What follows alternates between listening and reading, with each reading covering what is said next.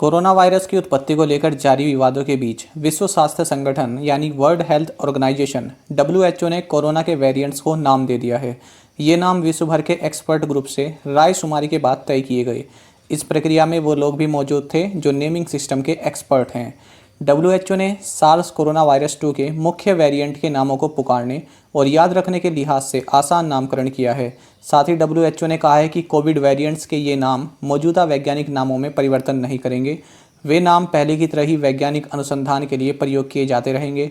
दरअसल वैज्ञानिक नाम पूरी दुनिया में एक ही होता है जो उसकी विशेषताओं के आधार पर रखे जाते हैं। डब्ल्यूएचओ ने बताया कि ग्रीक अक्षरों जैसे अल्फ़ा, बीटा, गामा का उपयोग करते हुए यह नामकरण किया गया है ताकि इन्हें आसानी से याद रखा जा सके। डब्ल्यूएचओ ने भारत में दूसरी लहर के लिए जिम्मेदार कोरोना वायरस के वेरिएंट B.1.617.2 स्ट्रेन का नाम डेल्टा वेरिएंट रखा है, जबकि भारत में मिले दूसरे वेरिएंट B.1.617.1 स्ट्रेन को कप्पा नाम से जाना जाएगा। आपको बता दें, भारत में कोरोना वायरस का B.1.617 स्ट्रेन अब तक 53 देशों में मिला है। इसे कोरोना का बेहद संक्रामक या इन्फेक्शियस स्वरूप माना जा रहा है। आइए इस क्रम में और वेरिएंट्स के नाम भी जान लेते हैं। तो ब्रिटेन में पिछले साल मिले वेरिएंट B.1.1.7 का नाम अल्फ़ा रखा गया है। साउथ अफ्रीका में पाए गए B.1.351 का नाम बीटा रखा गया है। ब्राज़ील में पाए गए P.1 का नाम गामा रखा गया है।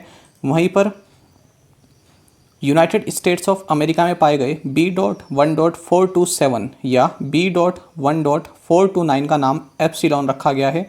ब्राज़ील में पाए गए P.2 वेरिएंट का नाम ज़ीटा रखा गया है।